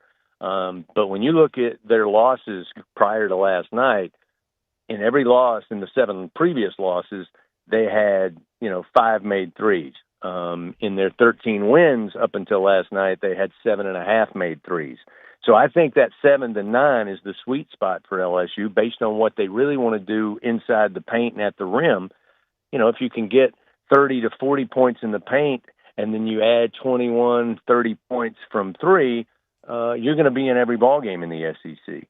And last night they lost the 3-point differential by 18 points on made threes to a team that was dead last at 23% coming into the game. So, yeah, I think that, again, is a huge difference. And it's not just defensively. It's that, as you pointed out and as Coach astutely said last night, I mean, it's the mismatch. It's we're not making threes and we're allowing everybody to make threes. It's interesting to me that they've played good basketball for stretches against really good teams, and then I just don't think Mississippi State or South Carolina are very good, and they've been non-competitive in those 2 games. That's hard to piece together. How do you do it? Yeah, I mean, John Brady last night, he looked at what we have seen in SEC play, and he said, you could make a very strong argument this team's playing much better on the road. Again, it doesn't suffice for much because you don't have a road win in SEC play. But you look at Texas A&M, who'd have thought they would be 6-1 leading the SEC at this point, and LSU had every opportunity, even without DJ, to win that game on the road to open up SEC play.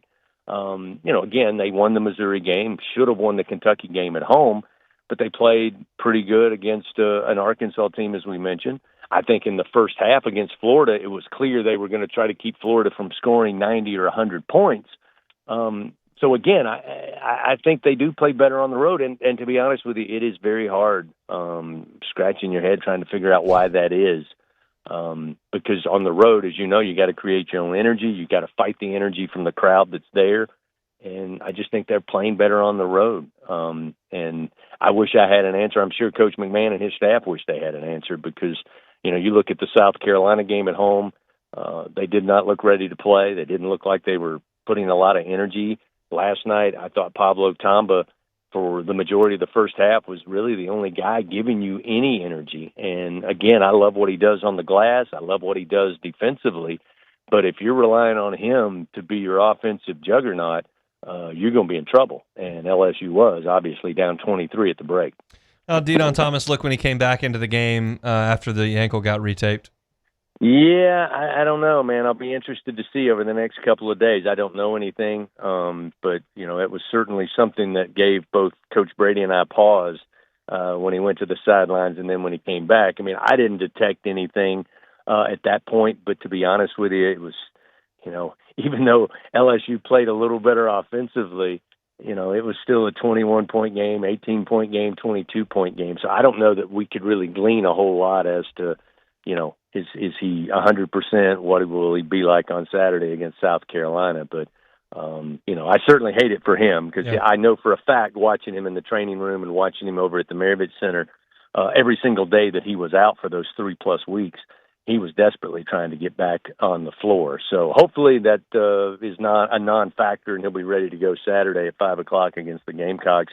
And what I think is hard to believe, Carolina just got absolutely blasted earlier in the midweek, but I think that's a huge game for LSU Saturday. We shall see. Safe travels over to the Palmetto State, and we'll talk next week.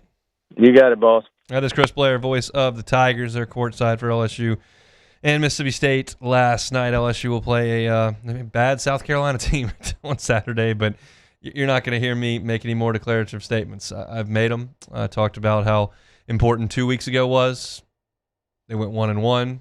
Talked about they were going to lose both games last week. They did. And I said they had to win last night, and they had to win last night, and they were destroyed. So that's where you are. Season's not over. Practice today, practice tomorrow, fly to South Carolina and see what you can do. But I won't be leading the show with basketball tomorrow. Promise you that. We're going to talk some baseball a lot of the rest of the way here in the month of January, which is 2 more days. And then you got 2 weeks to first pitch. And I don't think it's a secret. I tweeted out a gif of Case and Evans last night on Twitter. And I hate that guy that turns pages. There is nothing in the LSU sports landscape that irritates me personally. This is a me thing, not a right or wrong thing. It's me, how I feel.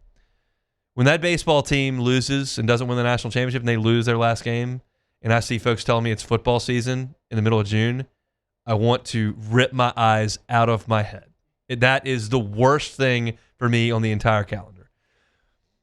But you're looking at a guy who tweeted out a baseball gif last night when the basketball team hasn't even gotten halfway to the end of the SEC season, because that's where things stand for me right now. As I said at the top of the show, I'm going to pull for that basketball team the rest of the way. I'll be watching. I hope they win. I'm pulling for Matt McMahon. I'm pulling for Deion Thomas and Pablo Tamba, and I'm pulling for Robert Miller and Max McKinnon, and I hope all those guys play hard, and I hope they win the rest of their games. But my analysis of the situation from this chair is that last night cooked it. I wrote it on LouisianaSports.net. I said it in our first segment today. If you missed it, you can go back and listen to it. I'm not selling you anything that I don't believe in. I never sold you anything I didn't believe in. I believed at this point in the day yesterday they had a real shot. I genuinely believed that. I sit here today, 24 hours later, and as it was 12 hours later, 8 hours later, I did not. That's where I sit on the whole deal. I hope they prove me so wrong. Be thrilled about it. Pumped. Don't feel it coming. Thursday shows brought to you by Sagrera Farms Premium Angus Beef. Let me tell you about First American Bank and Trust here in this segment. We'll get to Mark Etheridge here in our next segment. First American Bank and Trust started up in 1910. That's 116 years ago, correct? Correct.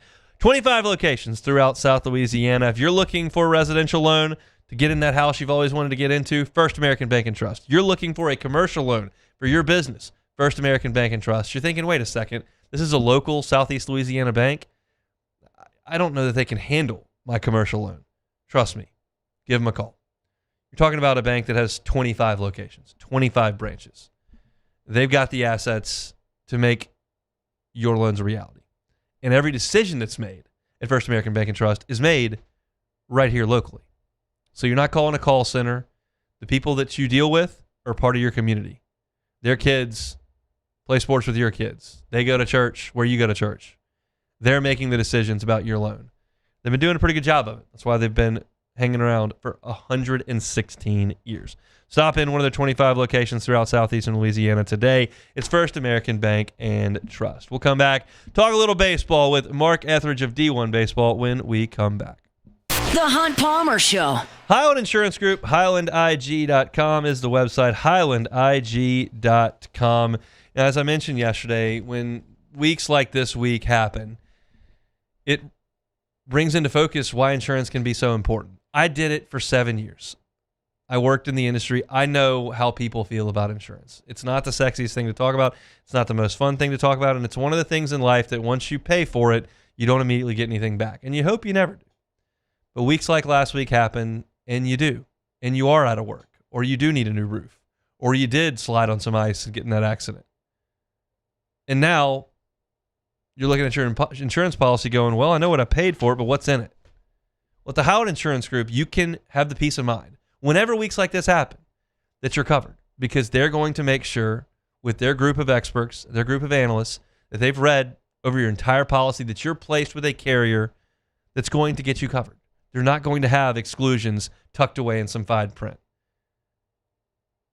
That's what they do at the Howard Insurance Group. They're going to make sure you're paying the right premium because they've got access to dozens of carriers. They're an independent broker. So they'll make sure you're placed at the right spot in terms of the premium. They'll shop it around and make sure that you're competitive. They'll also make sure you're taken care of when you need to be. Weeks like this are when you need to be.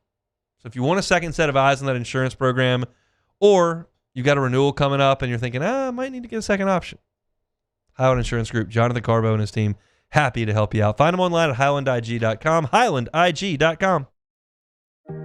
Who bears the standard? Who sets the bar? It's not those satisfied by low-hanging fruit or by taking it easy. No, the standard is set by the best of us, by those who work hard. Dig deeper. Give more. At Sunshine, we're proud to provide John Deere products that work hard for you, the standard bearers. Find the dealer nearest you at sunequip.com. Hi, I'm Mitchell Meredith with Locke Meredith Sean Fagan and Associates. We take great pride in educating our clients about their rights. Whether you're injured at work or while you drive, call our office at 272-5555. Knowledge is power, and you should know your rights after an injury. Hi, I'm Sean Fagan of Locke Meredith Sean Fagan and Associates. When insurance companies have been unfair, we've never been afraid to go to trial. Fighting hard to protect your rights, we never settle a case out of convenience. We only settle when it's right for you. Whether you hire us at all, give us a call. When it comes to choosing energy for your family and your home, make the smart choice with natural gas. You can count on efficient and affordable natural gas to keep you comfortable and reduce your environmental impact to help protect our planet. Together, we're fueling our energy future. Atmos Energy. These ice cubes could have been a thankless bed for an all-you-can-eat salad bar. But instead, they cradle and cool the crisp, refreshing Dos Equis. Nicely done, ice cubes.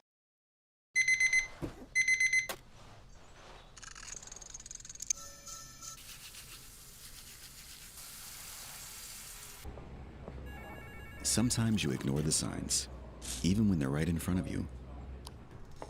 Problem gambling isn't always easy to spot. Know the signs. Set your limit. Learn more about healthy gambling habits by visiting us online or text or call for free confidential help now. South Louisiana, it's turnaround season, and River Parish Contractors is calling in the best of the best. We're hiring pipe fitters, ironworkers, boiler makers, combo and structural welders, rig welders, carpenters, crane operators, dirt operators, and more.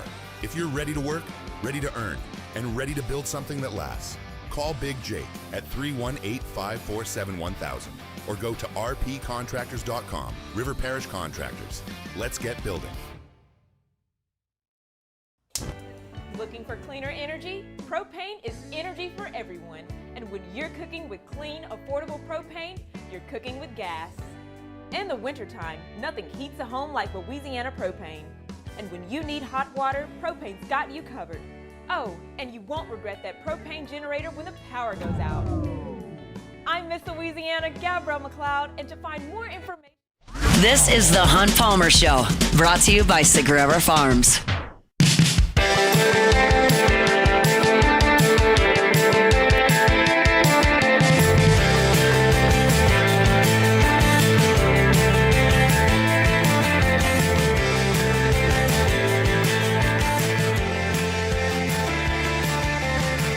Thursday show is brought to you by Sagrera Farms Premium Angus Beef. 15 days until opening day out at the box between the Tigers and Milwaukee, and we cannot wait. Another couple folks that cannot wait, Joe Healy and Mark Etheridge over there at D1 Baseball's SEC Extra Team. Highway to Hoover podcast is out every single day. They've got a new breakdown of an SEC team. Looking forward to the 2026 season. Yesterday was the LSU edition. I gave it a listen. Great stuff as always. Mark Etheridge, give us a little bit of time here on this Thursday on the Jim's Firearms Hotline. Mark, thanks for that time. How are you?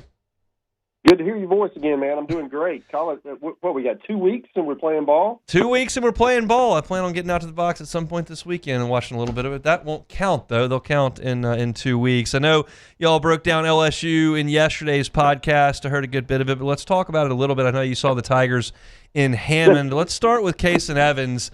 He's got some shoes to fill. Kate Anderson and Anthony Ianson were pretty good. What is your sense of the Tiger sophomore right-hander? Well, you said it. I mean, that's really the big question I have for LSU is what does the rotation look like? Can Kason Evans develop into the ace that certainly he showed flashes last year? He's got the stuff. He's got the makeup. I think the big question is can he do it week after week, right? And can he go multiple times through the lineup, go 6-7 innings, whatever they need that start, and then turn around and do it again the next week and the next week against, some of the best teams in the country. I think just from a draft standpoint, I mean, he's what people are looking for. If we look at the 2027 draft, he's going to be one of the first pitchers off the board. And that just shows the talent he has. Now the question comes, can he produce at the highest level in the sport? And that's going to be the fun part that we figure out in a few weeks.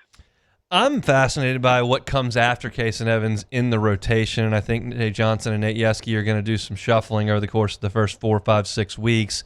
What's your sense of another option or two behind Kason Evans in your discussions with the LSU staff, and then certainly seeing him back in the fall? Well, the Kansas transfer, Cooper Moore, he is someone who had a really big fall. I didn't know how he would be. Coming in from Kansas, he did really well there. But LSU's got so many options. But he's been able to step forward in the fall, and certainly a couple weeks out, he's going to be a guy who's going to be featured prominently in that weekend mix. You recall William Schmidt from a year ago, a Baton Rouge kid. Most people thought he would go pro, and he ended up on campus. Had some moments a year ago, primarily pitched midweek. He is improved quite a bit and looks ready to, at least he's going to get a shot to be one of those weekend guys. Another one I would watch is Marcos Paz, true freshman.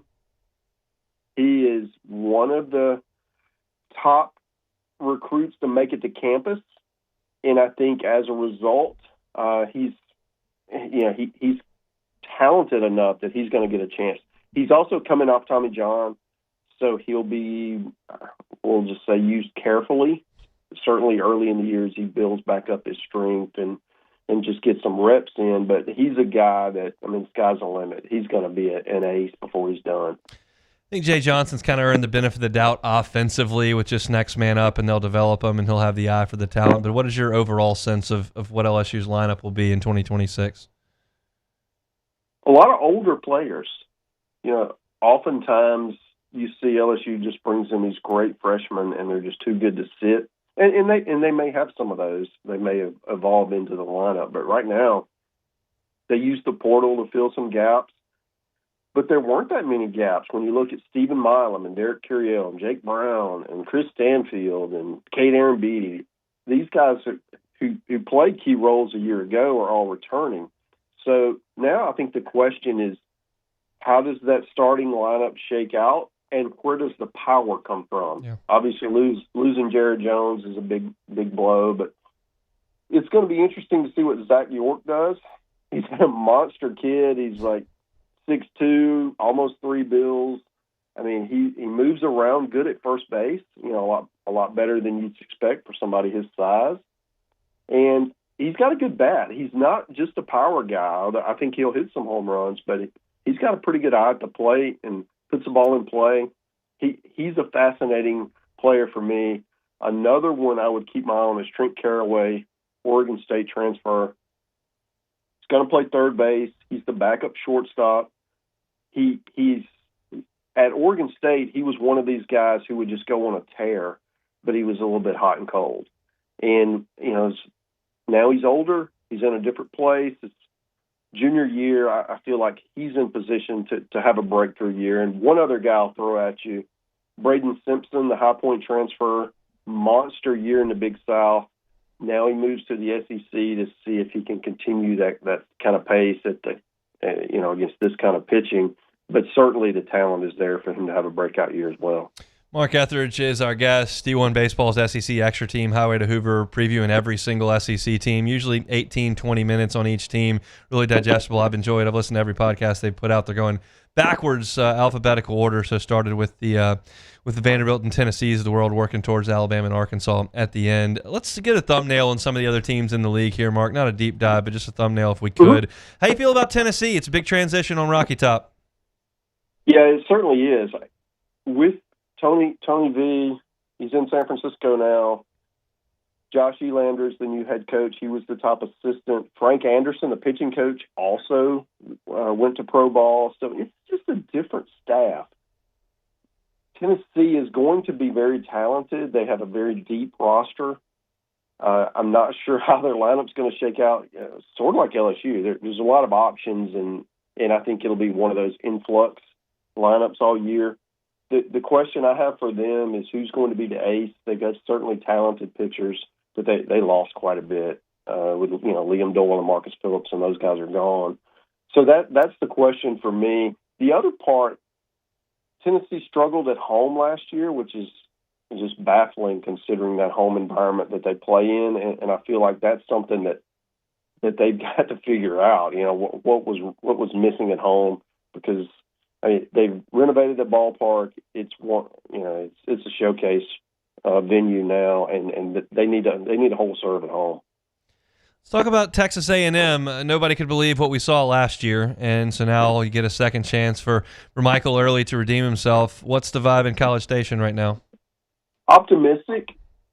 I believe that with that lineup and the people that they have returning, and you're talking about guys like Gavin Grahovic, who you remember 2 years ago was great as a freshman, missed pretty much the whole year.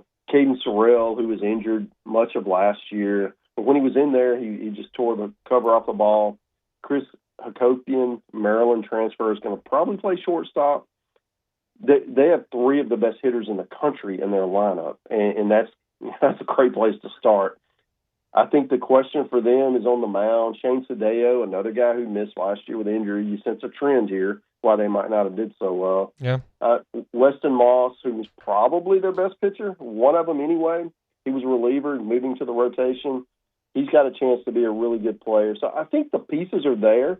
The question is, can Michael Early figure this thing out from an in-game management standpoint, from a leading the team standpoint? Because I think the talent is there.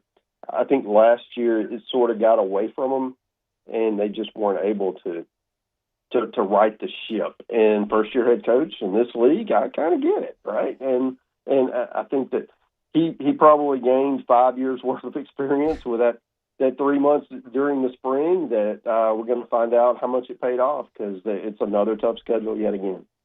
I know you'll be in Starkville opening day. I will be there. Got a confirmation for my booking yesterday. I'll be there for LSU and Mississippi State when that happens later in the season. It's a new coach there. It's a roster with a lot of new guys, and I know that your partner there, Joe Healy, feels a lot of them. How do you feel about the Dogs? I saw them this spring, just blown away with how deep they are, both positionally and on the mound. And Ace Reese wasn't even playing, and he's their best player. He missed the fall with a foot injury. They've got everything you want. They've got veteran players. They've got players who were in the program a year ago who are returning. They've got people who came with Brian O'Connor from Virginia who can help instill his culture and his way of teaching. And they brought in some impact newcomers, both from the portal and from freshman players.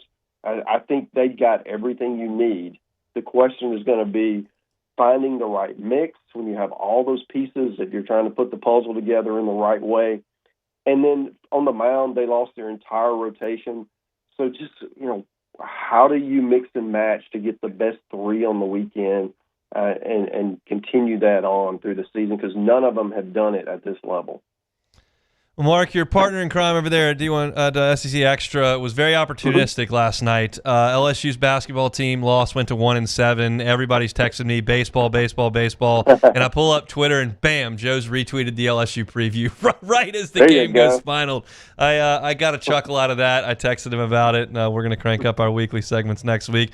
We'll be listening. We'll be reading. Can't wait for baseball. It's Mark Etheridge with D1 Baseball's SEC Extra team. Highway to Hoover every single day thus far, recapping and previewing SEC teams, getting ready for the season. Mark, we appreciate the time, and we'll catch up down the road. Absolutely. Appreciate you, man. He is Mark Etheridge with D1 Baseball. Let's take one more time out, come back, and close it up. It's the Hunt Palmer Show. The Hunt Palmer Show. Fabry Chevrolet GMC, FabryChevrolet.com. Make the short drive to St. Francisville and check out the entire inventory, FabryChevrolet.com. Highway 61 in St. Francisville, as we mentioned.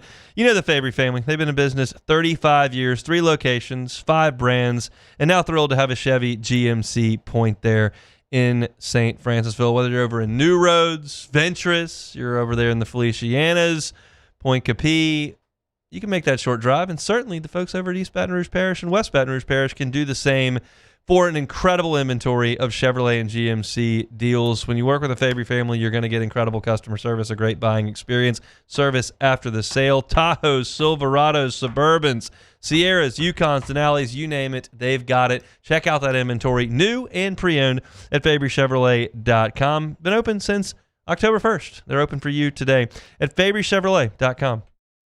Make Raising Cane's the first stop for your second line. Get extra saucy with a Cane's doubloon for just $1 that scores you extra cane sauce through April 3rd with any purchase. Let the good times roll this Mardi Gras with Raising Cane's. One love. This new year, Hood Dental wants you smiling bigger and healthier than ever. New patients can get a healthy gums cleaning for just $89, plus a free exam and full mouth x-rays, a $376 value. With over 3,000 5-star Google reviews, 5 local locations, and easy online scheduling with same-day care, Hood Dental makes it simple to get started. And for January only, save 15% up to $150 on restorative treatment. Schedule today at hooddentalcare.com. Transform your living space with Lacoste & Young Remodeling and take your home from outdated to outstanding. Redefine your kitchen for the ultimate culinary experience, or elevate your daily routine with a spa-worthy bathroom retreat. Our skilled team brings 3D modeling to life to ensure your vision becomes a reality. We believe luxury should be accessible and offer tailored solutions to fit your budget without compromising quality. So contact us today for a free estimate. Lacoste & Young Remodeling, providing perfect solutions for your dream home. After a decade of working in private duty nursing, I know how hard it can be to find compassionate care for the ones that you love the most. So I started Decision Critical, a premier concierge nursing agency, so we can take care of you wherever you are. Our highly skilled nurses provide exceptional care from the comfort of your own home with personalized packages for short-term, long-term, or even around-the-clock care. Visit us at decisioncriticalbr.com and give us a call today to get started. I'm Lawyer Locke Meredith. We are honored and humbled to receive from our clients in Google. Based on 5-star client reviews, the designation of our law firm is highly recommended. Whether you hire us at all, please give us a call, 272-5555. You have nothing to lose. Hi, I'm Mitchell Meredith. Injuries happen when you least expect them to, making your life more complicated. At Locke Meredith, Sean Fagan and Associates, we know this and we strive to help each of our clients during these times. Whether you hire us at all, give us a call at 272-5555. At Ochsner, we know healing is a team sport. That's why we've partnered with world-renowned orthopedic surgeon Dr. James Andrews to create the Ochsner Andrews Orthopedics and Sports Medicine Institute. Whether you're a professional athlete or a weekend warrior, our team of specialists are dedicated to getting you back in the game. So whatever your reasons are for reaching your personal best, we've only got one: you. Ochsner Andrews Institute. Long live you.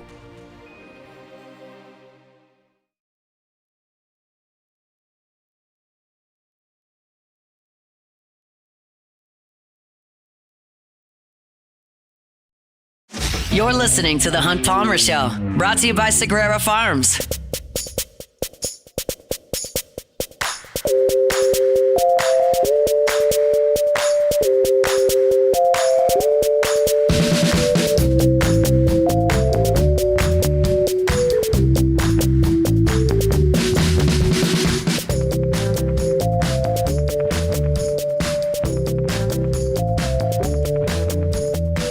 who brings you our Thursday shows? That's, of course, Sagrera Farms Premium Angus Beef.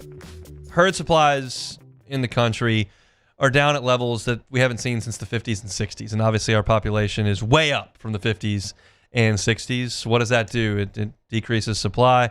Demand increases. You see premium pricing, right? You're going to buy ground beef wherever it is that you buy your ground beef, and you're seeing that price go up and up and up. If you're going to pay a premium price, which you're already doing, get a premium product. Can promise you, if you get your beef from Sagrera Farms, you're getting prime Angus beef. I give you that intramuscular fat score all the time. You're looking at select meat, that's 0 to 3. Choice, 3 to 7. 8+ is prime. You're looking at beef that's 11, 14, 18 in some cases on the farm. That's not a guess. That's via ultrasound. That's the type of product you're getting from Sagrera Farms. So go to Sean and say, hey, I want a quarter of a cow. I want a half a cow. I want a whole cow. Go in with some friends. Go in with some family members and get a half cow. Stock that freezer. So when you want to have steak night and have ribeyes and strips and fillets, you got them. When you're ready to put burgers on the grill, you've got that prime ground beef in the freezer. It's been a game changer for us in the Palmer house. Love it. It's just a different way to buy your beef, and you're getting a premium product. One DNA. Wouldn't you bring that home? You're talking about no improper antibiotic use, no steroids used. And you know where it comes from, right up the road in Ethel. So call Sean. I give you his number every single week. You call Sean, say, hey, heard about you on Hunt Show. I'd like to talk about this. He loves to talk about it, and who's happy to talk about it with you. It's 225-719-1723. Again, that's 225-719-1723. Call Sean at Sagrera Farms and change the way you do beef. Sagrera Farms bring your Thursday shows every single week. Take it or leave it. Take it or leave it. Take it or leave it. Today's hottest stories in sports, news, and sometimes even Hunt's life. The question is, will he take them or leave them? Okay, so we're going to start this one off with Bills quarterback Josh Allen, as he was seen today in crutches and a boot, and it was revealed that he had a broken bone in his foot. He had surgery on Monday. This is an older injury, as he broke his foot originally against the Cleveland Browns in Week 16. Okay. So could a Josh Allen have made a Super Bowl push with a broken foot? Take it or leave it. I guess I'll leave it. They didn't get there, but they, I guess they could have, but they sure didn't.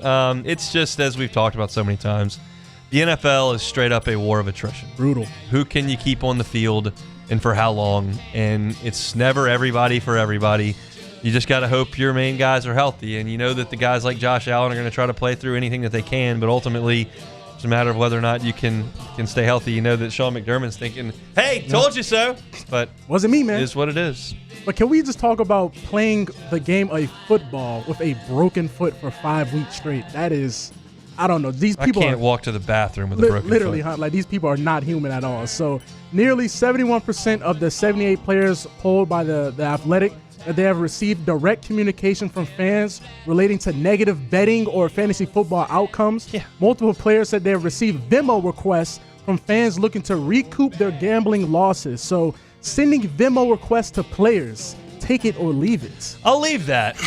This is something I don't understand. I'll never really understand. I think it's such a pathetic thing how fans use social media to interact with athletes in a demeaning or negative or quote-unquote mean way. I just think that's so pathetic. It happens in college. It happens professionally. It's something in the fans' mindset that they believe they're entitled to something. I just think it's pathetic. It's recruiting. It's awful. Oh, yeah, recruiting too. Yes. It's just, I mean, if you are a person who jumps on a Twitter feed to go yell at an athlete, that's pathetic. It's just, there is no other way to describe that. If you consistently jump on Twitter because someone fumbled or someone missed a free throw or someone dropped a pass or struck out, and you think it's the best way to just go, you suck on Twitter, you're pathetic. Like, I don't try to be demeaning on here. I don't fight with people. But that is a pathetic way to go about things. If that's the way you operate, like, I would reconsider. No, most definitely. So we'll wrap this on, make this one real quick. So Tyrann Mathieu opened up about his struggles with his drug addiction at LSU. And he said he nearly died because the way he was trying to shake this drug test was by drinking bleach in a Coca-Cola. Yes, so drinking bleach to clean your system, take it or leave it? I'm going to leave that. Poor decision. My wife likes a clean house. Yes. I believe she goes a little overboard with the bleach spray, specifically around the cat.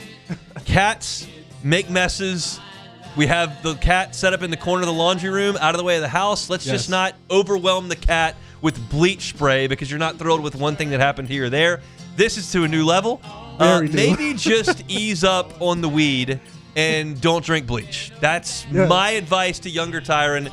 A little less weed, a lot less bleach. A lot less bleach. That probably would have been the better way to go about it. But everyone's young and dumb. I was certainly young and dumb. Can't say I drank bleach, but I'm glad Tyron's still around. We live and we learn, man. So that's it for Take It or Leave It. That's it for us. Missed any of the show? Catch it on demand wherever you find your sound. Matt's going to drive you home next on After Further Review. Everybody, it's a safe and happy Thursday evening. We're back tomorrow with a Friday edition of The Hunt Palmer Show. The Hunt Palmer Show. South Louisiana, it's turnaround season, and River Parish Contractors is calling in the best of the best. We're hiring pipe fitters, iron workers, boiler makers, combo and structural welders, rig welders,